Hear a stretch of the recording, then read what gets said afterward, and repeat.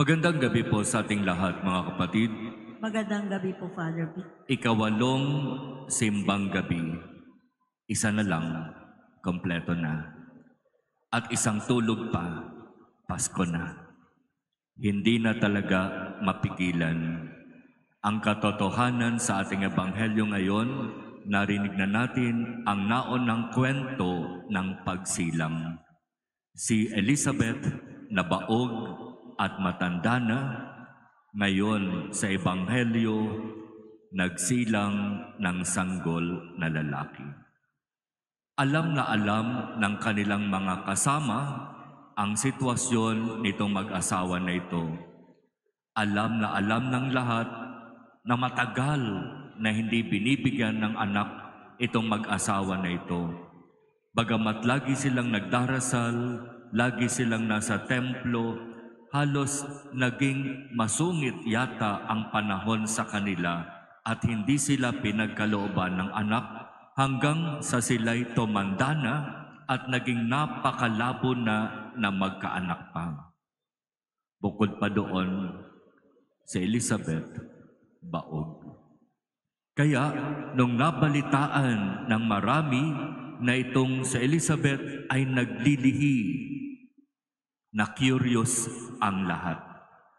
Paanong nangyari? Matanda na yon. Baog pa. Ang daming tanong, wala namang sagot. At dumating na nga yung oras ng panganganak ni Elizabeth.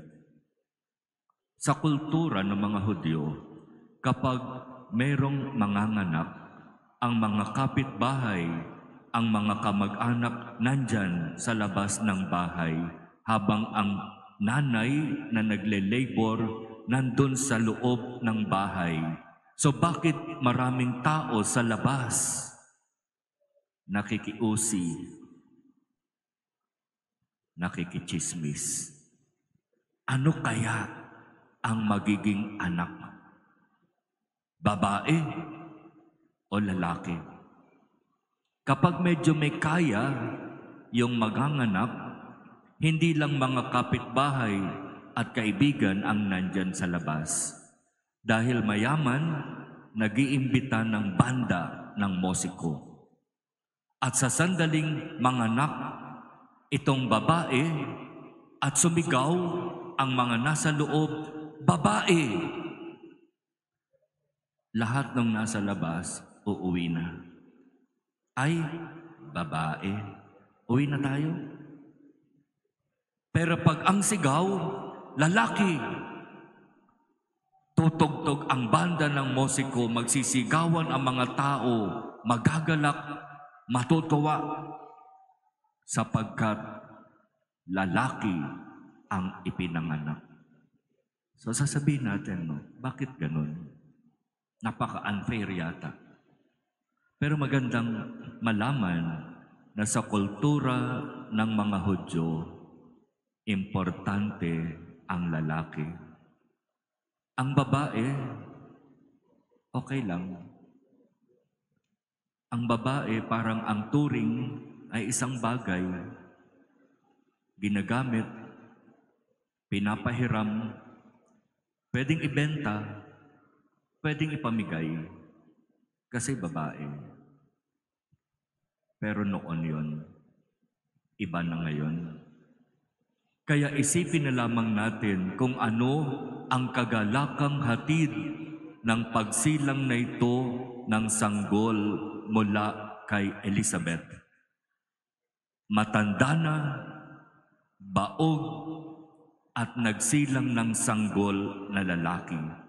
Kaya yung mga kapitbahay at yung mga kamag-anak sobrang naku-curious sa mga sitwasyon na nangyayari.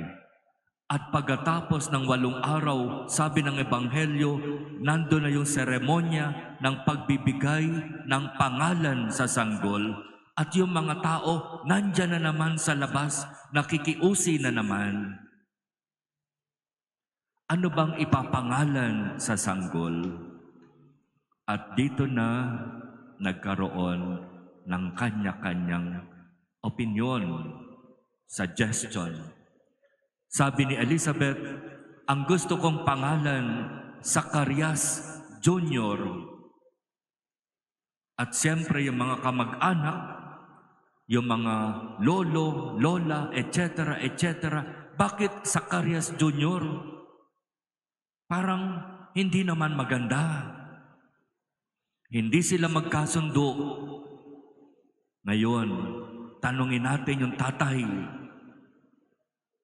Ang problema, pipe, bingi. Naalala niyo yung kwento kung papaanong si Zacarias habang naghahandog ng kamanyang sa templo nang ibalita ng anghel sa kanya itong pangyayaring ito, hindi siya naniwala. Kaya dahil doon, sabi ng anghel, hindi ka muna makapagsasalita hanggat hindi nangyayari itong mga bagay na ito na sinabi ko sa iyo na mangyayari pagdating ng takdang panahon. Kaya, para makasiguro, ano ba talaga yung sinabi ng anghel sa iyo? Ano ba yung pangalan nitong batang ito? At sa pamamagitan ng mga sign language, humingi ng papel at ballpen itong si Zacarias. Hindi ko alam kung meron ng ballpen noon. Pero humingi siya ng pangsulat. At mula doon, sinulat niya, Juan ang kanyang pangalan.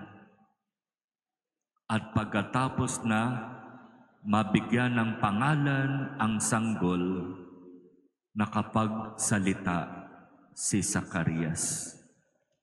At ang unang mga salita na lumabas sa kanyang bibig ay mga salita ng papuri at pasasalamat sa Diyos.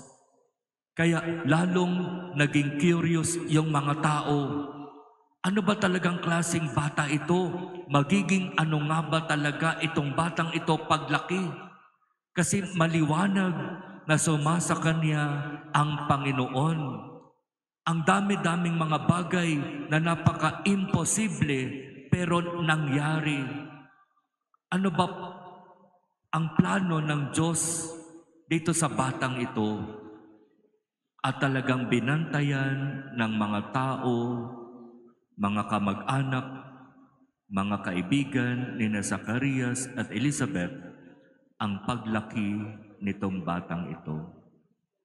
Magiging ano nga kaya ang batang ito sapagkat malinaw na sumasa kanya ang Panginoon. Kaya ito mga kapatid ay malinaw na patunay tapat ang Diyos sa kanyang pangako. Tinutupad ng Diyos ang kanyang salita.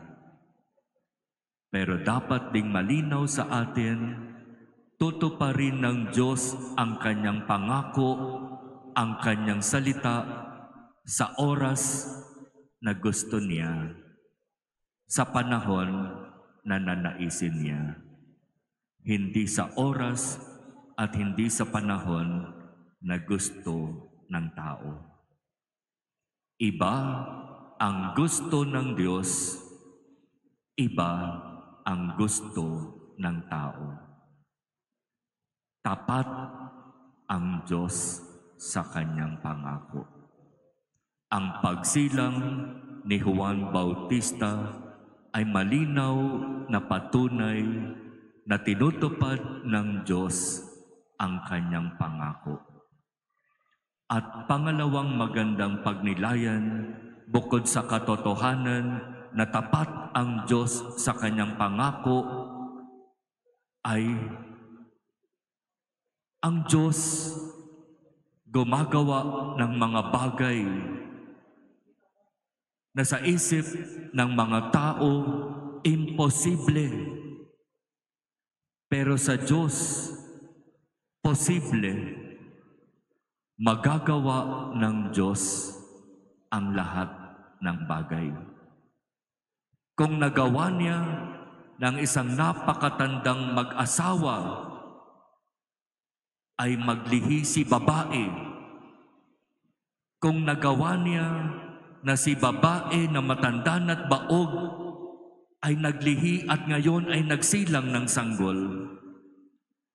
Kung itong si lalaki na hindi naniwala ay biglang hindi na makapagsalita at hindi na makarinig, at sa pagbibigay ng pangalan, bigla na lamang ulit nakapagsalita.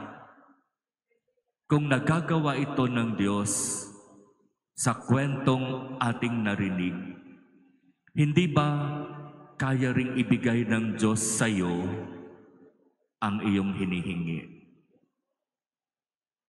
Hindi ba magagawa rin ng Diyos sa atin yung mga bagay na ang hirap-hirap nating isipin na mangyayari? Pero kung kalooban ng Diyos, ipagkakaloob niya, ibibigay niya sapagkat para sa atin. Kaya ang panahon na ito ng simbang gabi ay patuloy na nagpapaalaala sa atin, tapat ang Diyos sa kanyang salita. Ikaw, ako, tapat ba ako sa aking salita? Kapag ikaw ba'y nagsalita, maaasahan, mapanghahawakan, mapapaniwalaan.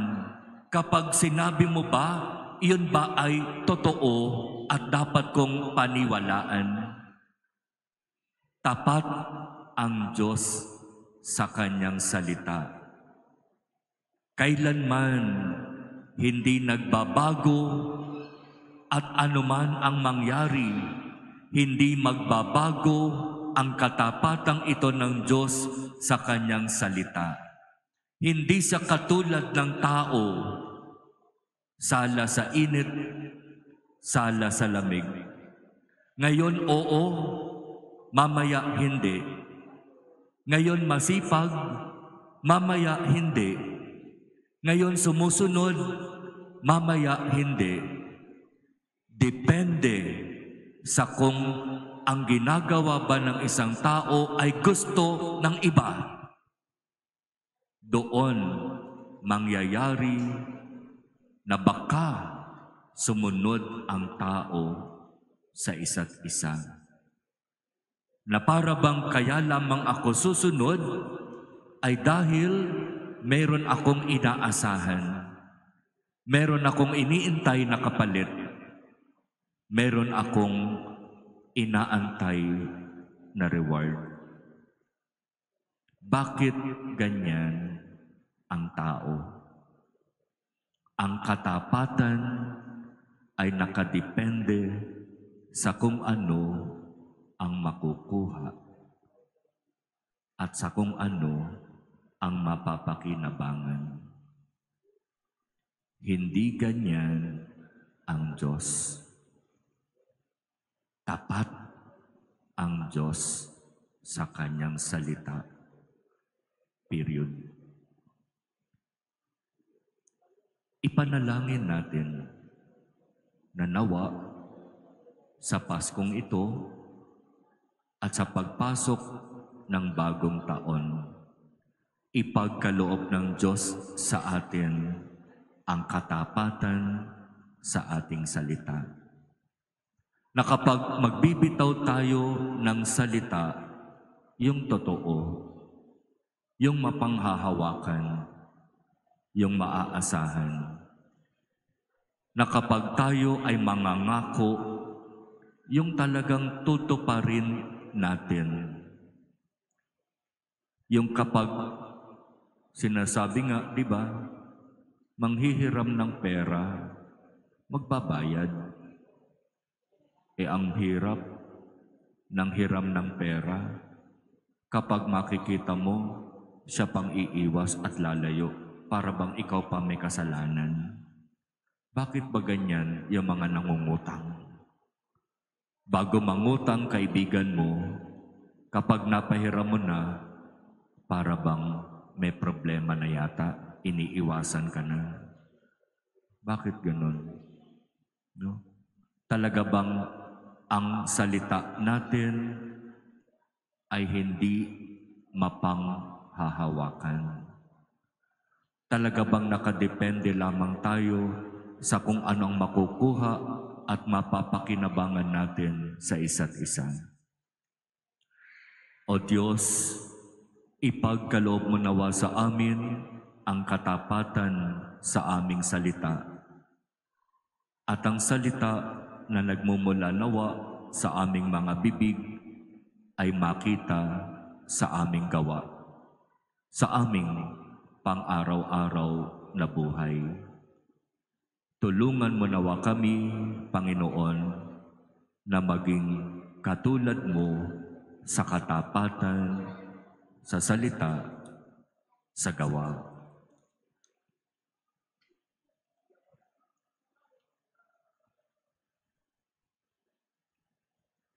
Amen.